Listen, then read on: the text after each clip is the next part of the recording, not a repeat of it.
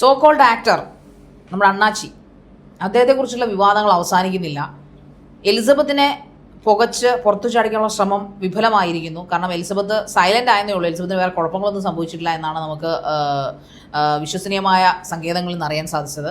പക്ഷേ അദ്ദേഹത്തിന്റെ കൂട്ടത്തിൽ ഇപ്പം എനിക്ക് തോന്നുന്നു എലിസബത്തിന് പകരം ജനിച്ച ഒരാളായിട്ട് എനിക്ക് ലിജേഷിന് തോന്നുന്നു. ക്രിട്ടിക് എന്ന് പറഞ്ഞ ചാനൽ ഇരുന്നുകൊണ്ട് എലിസബത്തിന് പകരം വേറെ ഒരാളെ ദൈവം വിട്ടിരിക്കുന്നു. കാരണം ഈ പറയപ്പെടുന്ന സോ കോൾഡ് ആക്ടർ അത്രമാനം ഡേഞ്ചറസ് ആണ് ആളുതാൻ എന്നാണ് തോന്നുന്നത്. അല്ലെങ്കിൽ എലിസബത്ത് ഇറങ്ങുമെന്നൊരു പക്ഷേ നമുക്ക് വിധി അറിഞ്ഞുകൂടാ. ഇങ്ങനെ ഇയാൾ കേസ് കൊടുക്കുമെന്നോ എലിസബത്ത് സൈലന്റ് ആകുമെന്നോ നമുക്ക് അറിയില്ല.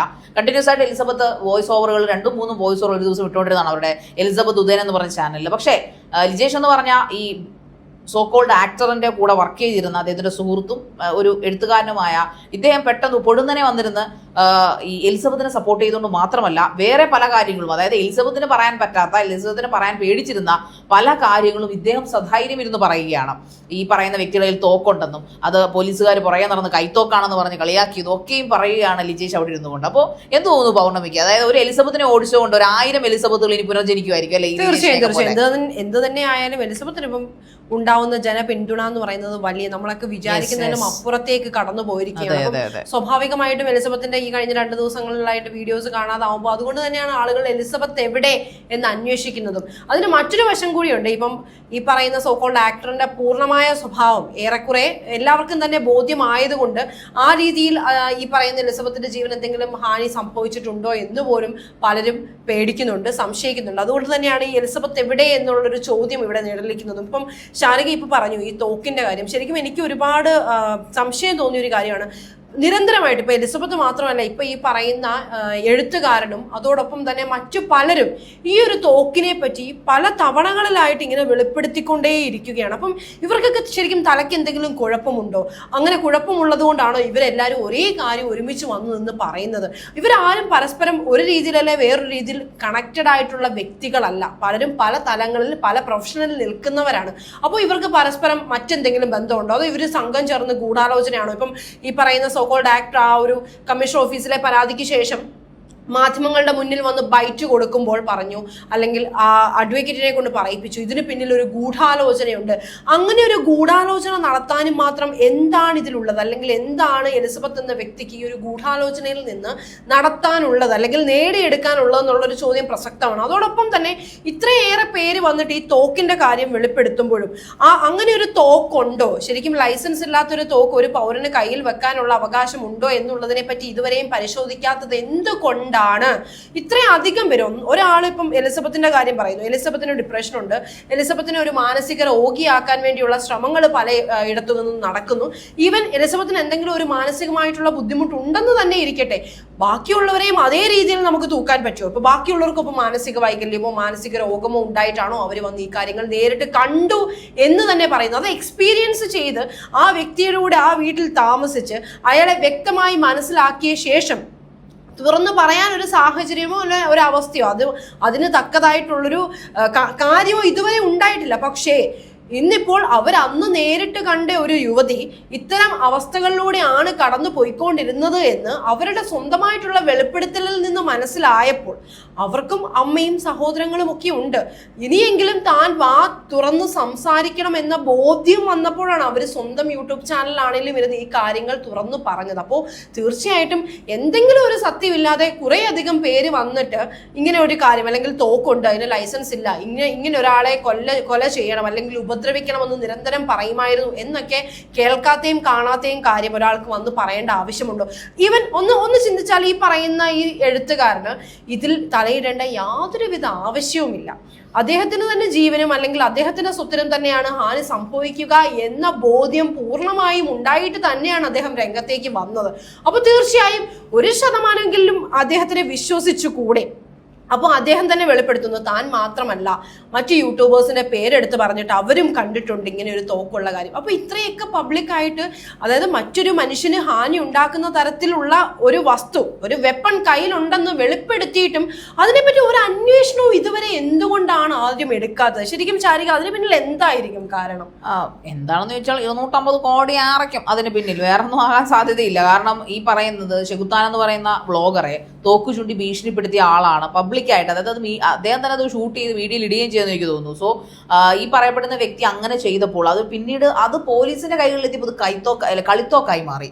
അതെങ്ങനെ സംഭവിച്ചെന്ന് ചോദിച്ചാൽ 250 കോടിയുടെ സ്വാധീനം തന്നെ ആയിരിക്കാം. മേ ബി പണവും സ്വാധീനവും ഒത്തിരിയുള്ള മനുഷ്യനാണെന്നാണ് പറയുന്നത്. പക്ഷേ ലിജേഷ് എന്ന് പറയുന്ന അദ്ദേഹത്തിന്റെ സുഹൃത്തും അദ്ദേഹത്തിന്റെ എല്ലാ കാര്യങ്ങളും നോക്കി നടത്തിക്കൊണ്ടിരിക്കുന്ന ഇപ്പോൾ വെളിപ്പെടുത്തിക്കൊണ്ടിരിക്കുന്ന മനുഷ്യൻ പറയുന്നത് തള്ളാണ്. ഈ പറയപ്പെടുന്ന പൈസയൊന്നും ഈ പറയപ്പെടുന്ന സോക്കോൾഡ് ആക്ടറിനില്ല. അദ്ദേഹം മിക്കപ്പോഴും ചാരിറ്റി എന്ന പേര് തട്ടിച്ചുകൊണ്ടിരിക്കുകയാണ്. കാരണം ഒരാൾക്ക് 5000 രൂപ കൊടുത്താൽ അത് ഇഴകീറി പരിശോധിച്ച് അയാളുടെ പുറകെ നടന്ന അയാൾ ഇതിനൊക്കെ തന്നെയാണോ വാങ്ങിക്കുന്നതെന്ന് അങ്ങനെ, അതായത് മീഡിയ പബ്ലിസിറ്റിക്ക് വേണ്ടി മാത്രം 10,000 5,000 കൊടുക്കുന്ന ഒരാളാണ് ഈ സോക്കോൾഡ് ആക്ടർ, ദാനശീലൻ, ദാനം നർമ്മിച്ചത്. നമ്മുടെ പാവ എലിസബത്ത് പോലും ഇദ്ദേഹത്തിന്റെ ദാനധർമ്മം കണ്ട് വീണു പോയതാണ്. ഇത്രയും നല്ല ആദ്യം ഈ ലിജേഷ് പോലും നമ്മൾ കഴിഞ്ഞ ഡിസ്കഷനിൽ പറഞ്ഞ പോലെ വിശ്വസിച്ചു പോയി. ഇത്രയും കൈൻഡ് ഹാർട്ടായിട്ടുള്ള മനുഷ്യന്മാർ, അത് പ്രത്യേകിച്ച് ഒരു സിനിമാ ഫീൽഡിൽ ഒരു മനുഷ്യൻ. അപ്പോൾ ഈ പറയപ്പെടുന്ന ഇദ്ദേഹത്തിന്റെ മുൻ ഭാര്യ, അതായത് എലിസബത്ത് മുൻ ഭാര്യ, അതിന് മുൻപ് ഗായികയായിട്ടൊരു ഭാര്യ ഉണ്ടായിരുന്നല്ലോ. അപ്പൊ അവരും ഒക്കെ പറഞ്ഞത് ചുമ്മാ കള്ളത്തരങ്ങളായിരിക്കാം, അതുകൊണ്ടാവാം, അല്ലെങ്കിൽ ഇത്രയും നല്ലൊരു മനുഷ്യൻ, ഇത്രയും നല്ലൊരു ആള്, ഇത്രയും നല്ലൊരു മനുഷ്യൻ എന്നൊക്കെ ഇദ്ദേഹവും ചിന്തിച്ചു പോയിരുന്നു. അങ്ങനെയാണ് കൂടെ കൂടിയതും എന്നാണ് പറയുന്നത്. അപ്പോൾ തീർച്ചയായിട്ടും ഇദ്ദേഹത്തിന്റെ ഒരു സിനിമ ചെയ്യണമായിരുന്നു. ഈ ലിഗേഷ് എന്ന് പറഞ്ഞ വ്യക്തിക്ക് സിനിമ ചെയ്യണമായിരുന്നു. അപ്പോൾ അതിന് വേണ്ടി കൂടി. പക്ഷെ അദ്ദേഹം അവിടെ കണ്ട കാഴ്ചകൾ എന്ന് പറഞ്ഞാൽ ഒരു ചിന്ന തമിഴ്നാട് പോലും തന്നെയാണോ ഇതൊക്കെ എന്ന് തോന്നത്തക്ക രീതിയിലുള്ള പ്രകടനങ്ങളാണ് പല കാര്യങ്ങളിലും ഈ പറയപ്പെടുന്ന സോക്കോൾഡ് ആക്ടർ അവിടെ കാണിച്ചു കൂട്ടുന്നത്. കാരണം എന്തിനും മടിക്കാത്ത കോൾഡ് ബ്ലഡഡ് ആയിട്ടുള്ള അല്ലെങ്കിൽ കോൾഡ് ഹാർട്ടഡ് ആയിട്ടുള്ള ഒരു മനുഷ്യൻ. അതോടൊപ്പം തന്നെ ഈ പറയുന്നത് പോലെ ഡയറക്റ്റ് അറ്റംപ്റ്റ് പുള്ളിക്ക് പറ്റത്തില്ല. പുള്ളിക്ക് ഇമേജ് കോൺഷ്യസ് ആണ്. പുള്ളിക്ക് ഇമേജ് വേണം. ആ ഇമേജ് തകർക്കാൻ ശ്രമിച്ചത് കൊണ്ടാണ് എലിസബത്തിനെതിരെ അദ്ദേഹം കേസുമായിട്ട് വന്നത്.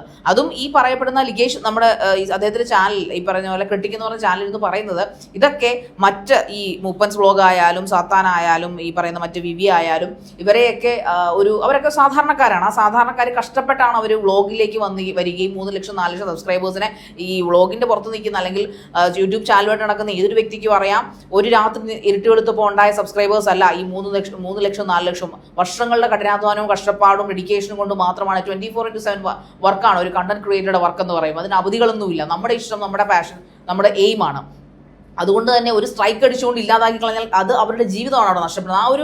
ആ ഒരു പേടി അവരിലേക്ക് ഇഞ്ചെക്ട് ചെയ്യാൻ വേണ്ടി മാത്രമാണ് ഈ പറയപ്പെടുന്ന യൂട്യൂബേഴ്സിനെതിരെ, അദ്ദേഹത്തിനെതിരെ സംസാരിക്കുന്നവർ എതിരെക്കാളും ഈ എതിരെ സംസാരിച്ച എലിസബത്തിനെ സപ്പോർട്ട് ചെയ്ത യൂട്യൂബേഴ്സിനെതിരെ അദ്ദേഹം അവരുടെ ആ ഒരു കോൺഫിഡൻസിനെ നശിപ്പിക്കാൻ വേണ്ടി മാത്രമാണ് ഇറങ്ങിയതെന്നാണ് ഈ ലിഗേഷ് പറയുന്നത്. എന്നാൽ ലിഗേഷ് കുറച്ച് ദിവസം വീഡിയോ ഇട്ടിരുന്നില്ല. കുറച്ച് ഏതാനും മണിക്കൂറുകൾ, ഒരു 10-26 മണിക്കൂർ അദ്ദേഹം വീഡിയോ ഇടാതിരുന്നിരുന്നു. അപ്പോൾ എല്ലാവരും ചിന്തിച്ചത് പ്രത്യേകിച്ചും ഈ പറയപ്പെടുന്ന സോക്കോൾഡ് ആക്ടർ കമ്മീഷൻ ഓഫീസിൽ പരാതി കൊടുത്തതിന് ശേഷം, അപ്പൊ അതുകൊണ്ട് തന്നെ എല്ലാവരും വിചാരിച്ചു ഇദ്ദേഹം ഇനി മറ്റേ 2 വള്ളത്തിൽ ചവിട്ടി ടീമാണോ, അതായത് മറുകണ്ഠം ചാടിയോ എന്നൊക്കെ ധരിച്ചു. പക്ഷെ അത് അങ്ങനെയല്ല എന്ന് ബോധ്യപ്പെടുത്താൻ വേണ്ടിയാണ് അദ്ദേഹം ഏതാണ്ട് മണിക്കൂറുകൾക്ക് മുമ്പ് ഒരു വീഡിയോ അദ്ദേഹത്തിന്റെ ചാനൽ പോസ്റ്റ് ചെയ്തിരുന്നു. അദ്ദേഹം പറഞ്ഞു, ഇനി എന്ത് സംഭവിച്ചാലും എന്റെ നിലപാടുകളിൽ നിന്ന് ഞാൻ മാറുകയില്ല, ഞാൻ കണ്ട കാര്യങ്ങൾ സത്യമായിട്ടും പറയുക. ഇത് എലിസബത്തിന് വേണ്ടി പറയുന്നത് മാത്രമല്ല, എനിക്ക് എന്റെ ജീവനും എന്റെ ശരീരവും ഇമ്പോർട്ടൻ്റ് ആണ്. എന്റെ ജീവനും എന്റെ സ്വത്തിനും ഉറപ്പായിട്ടും ഭീഷണി ഉണ്ടാവും. ആ ഭീഷണി അയാളുടെ സ്വഭാവം വ്യക്തമായിട്ട് അറിയാവുന്ന കൊണ്ടാണ് ഞാൻ എല്ലാ നിയമത്തിന്റെ വഴികളിലൂടെയും തന്നെയാണ് താനിത് പറയുന്നതെന്ന് തന്നെയാണ് അദ്ദേഹം പറയുന്നത്. സോ അതുകൊണ്ട് തന്നെ അദ്ദേഹത്തിന് നല്ല ഭയമുണ്ട്. ഈ പറയുന്ന പോലെ ഭയന്നാലും പിന്മാറത്തില്ല എന്നൊരു കോൺഫിഡൻസ് അദ്ദേഹത്തിന്റെ വാക്കുകളിലുണ്ട്. കാണാൻ വലിയ ഗുമ്മും കാര്യങ്ങളൊന്നും ഇല്ലെങ്കിലും അദ്ദേഹം നല്ല കോൺഫിഡന്റ് ആയിട്ട് തന്നെയാണ് കാര്യങ്ങൾ പറയുന്നത്. നമുക്ക് പറയുമ്പോൾ അതൊരു കുക്ക്ഡ് സ്റ്റോറി ആയിട്ട് നമുക്ക് ഒരിക്കലും തോന്നത്തില്ല. കാരണം അവിടെ നടന്ന കാര്യങ്ങൾ ഒരു പിക്ചറൈസേഷൻ അല്ലെങ്കിൽ സിനിമ കാണുന്ന പോലെ കൃത്യമായി അദ്ദേഹം വിവരിച്ചു പറയുന്നുണ്ട് അവിടെ നടക്കുന്ന ഓരോ സംഭവങ്ങളും, ഇൻക്ലൂഡിങ് ഈ പറയുന്ന നമ്മുടെ വളരെ ഫേമസ് ആയിട്ടുള്ള യൂട്യൂബർ നമ്മുടെ സായി കൃഷ്ണ പറയുന്നുണ്ട്.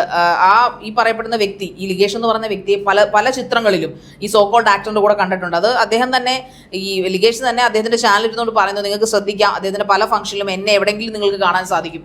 അതായത് ഈ പറയപ്പെടുന്ന ആക്ടറിന്റെ വലം കൈയായിട്ട് നിന്നിരുന്ന ഒരാളാണ്, എല്ലാ കാര്യങ്ങളും ഏൽപ്പിച്ചിരുന്ന ഒരാളാണ്. പക്ഷേ വളരെ വെനമസലി ഡേഞ്ചറസ്, അതായത് വിഷപ്പാമ്പുകളെക്കാളും ഡേഞ്ചർ ആയിട്ടുള്ളൊരു മനുഷ്യനാണെന്ന് ബോധ്യപ്പെട്ടപ്പോൾ സ്വന്തം ജീവൻ പോലും ചിലപ്പോൾ അവിടുന്ന് നഷ്ടപ്പെട്ടു പോയേക്കാം എന്ന് തോന്നിയ ഒരു മൊമെന്റിലാണ് അദ്ദേഹം രാഖി രാമാൻ അവിടുന്ന് ഓടി രക്ഷപ്പെടുന്നത്. പക്ഷേ എലിസബത്തിന്റെ വിഷയം എലിസബത്തായിട്ട് പുറത്ത് കൊണ്ടുവന്നപ്പോൾ ഇത് സപ്പോർട്ട് ചെയ്യണമെന്ന് പുള്ളിക്ക് സ്വയം തോന്നിയിട്ടുണ്ടാവാം. അല്ലെങ്കിൽ ഇത് ഒരുപക്ഷെ പറയാതെ അയാൾ മരിച്ചു പോകുമോ എന്ന് ചിലപ്പോൾ അയാൾക്ക് ഭയം ഉണ്ടായിരിക്കാം. കാരണം എന്തും ചെയ്യാൻ മടിക്കാത്ത ഒരു കോൾഡ് ഹാർട്ട് ആയിട്ടുള്ള ഒരു മനുഷ്യനാണ് ഈ പറയപ്പെടുന്ന സോ കോൾഡ് ആക്ടർ. പക്ഷേ അപ്പോഴും ഒരു ചോദ്യം അവശേഷിക്കുന്ന പൗർണമി, ഇതൊക്കെ കണ്ടുകൊണ്ട് നമ്മുടെ നിയമപാലകർ അല്ലെങ്കിൽ നമ്മുടെ നിയമം ഒരു നോക്കുകുത്തിയെ, ശരിക്കും ഒരു നോക്കുകുത്തിയായി നിൽക്കുകയാണല്ലേ. കാരണം ഇദ്ദേഹം പരാതി കൊടുക്കാൻ, എനിക്കിപ്പോഴും മനസ്സിലാകാത്തൊരു കോൺടാക്ട് അതാണ്. ഇദ്ദേഹം പരാതി കൊടുക്കാനായിട്ട് ചെന്നുടനെ മാധ്യമങ്ങളും എല്ലാവരും ഓടിപ്പാഞ്ഞു ചെല്ലുന്നു, പെട്ടെന്ന് അങ്ങ് നടപടി എടുക്കുന്നു. പക്ഷേ ഇതിനൊരു മറുപടി എന്തുകൊണ്ടാണ് ഈ പോലീസിൽ നിന്നോ അല്ലെങ്കിൽ ഈ പറയുന്ന എലിസബത്ത് ഒരു സ്ത്രീയാണെന്നറിയാലോ, സ്ത്രീകൾക്കെതിരെ അല്ലെങ്കിൽ സ്ത്രീകൾക്കെതിരെ നടക്കുന്ന അട്രോസിറ്റീസിനെതിരെ ഘോരഘോരം പ്രസംഗിക്കുന്ന, സെൽഫായിട്ട് കേസ് എടുക്കുന്ന, അവരുടെ പെർമിഷൻ പോലും ഇല്ലാതെ കേസ് എടുക്കുന്ന നാടാണിത്. എന്തെങ്കിലും ഒരു വിഷയം ഏതെങ്കിലും ഒരു വീട്ടിലാണ് അപ്പം ചെല്ലും വനിതാ കമ്മീഷനും മറ്റേ കമ്മീഷനും എന്നൊക്കെ പറഞ്ഞ്. എന്തുകൊണ്ട് എലിസബത്തിനെ ഒരാൾ പോലും അത് പറയുമ്പോൾ എലിസബത്ത് കരഞ്ഞിരുന്നു എന്നാണ് എനിക്ക് തോന്നുന്നത്. ആ വീഡിയോ അത് ചെയ്യുമ്പോൾ ഒരാൾ പോലും എന്നെ വിളിച്ചിട്ടില്ല, എന്നെ അന്വേഷിച്ചിട്ടില്ല. എത്രയോ പെൺകുട്ടികൾ ഇപ്പോൾ 13, 14, 15, 18 വയസ്സുള്ള പെൺകുട്ടികൾ 20, 30, 40 വയസ്സുകാരുടെ കൂടെ ഒളിച്ചോടി പോകുന്നു. വീട്ടിൽ മൊബൈൽ കൊടുത്തില്ലെന്ന് പറഞ്ഞ് ഇറങ്ങിപ്പോകുന്നു. അവരെയൊക്കെ സ്വയം കേസെടുത്ത് കണ്ടെത്തി അവരെ തിരിച്ചു കൊണ്ടുവന്ന് അവരെ കൗൺസിലിങ്ങിന് വിധേയമാക്കുന്ന ഒരു സിസ്റ്റം ഉണ്ടെന്ന് വിശ്വസിക്കുന്ന ഒരു നാട്ടിലാണ് നമ്മൾ ജീവിക്കുന്നത്, അല്ലേ? വാർത്തകളിലൂടെ നമ്മൾ അതാണ് കാണുന്നത്. പക്ഷെ എന്തുകൊണ്ട് എലിസബത്തിന്റെ കാര്യത്തിൽ ഇവരാരും മിണ്ടുന്നില്ല? എന്തുകൊണ്ട് മിണ്ടണില്ല ഉണ്ണി?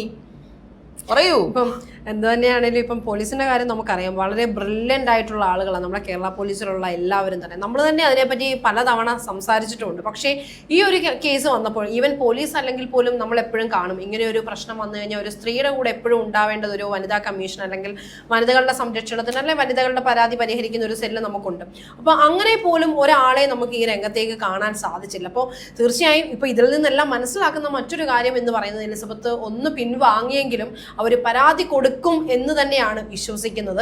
അധികം വൈകാതെ അങ്ങനെ ഒരു ദിവസം ഉണ്ടായെന്നും വരാം. പക്ഷേ എന്നിരുന്നാലും ഇപ്പോൾ ഈ നടക്കുന്ന സംഭവങ്ങളൊന്നും നല്ലതിനു വേണ്ടിയല്ല. ഇപ്പം പല രീതിയിലുള്ള ഭീഷണികൾ ഈ പറയുന്ന യൂട്യൂബേഴ്സിനും ഈ കാര്യങ്ങൾ സംസാരിക്കുന്നവർക്കും ഒക്കെ ഇതിനോടകം തന്നെ ഒരുപക്ഷെ ഉണ്ടായിരുന്നിരിക്കും. പക്ഷെ എല്ലാവരും തന്നെ അതിൻ്റെ ഒരു ലീഗൽ സൈഡ് മനസ്സിലാക്കിയ ശേഷമാണ് ഇപ്പോൾ വീഡിയോ ഇടുന്നതാണ് നമുക്കും മനസ്സിലാവുന്നത്.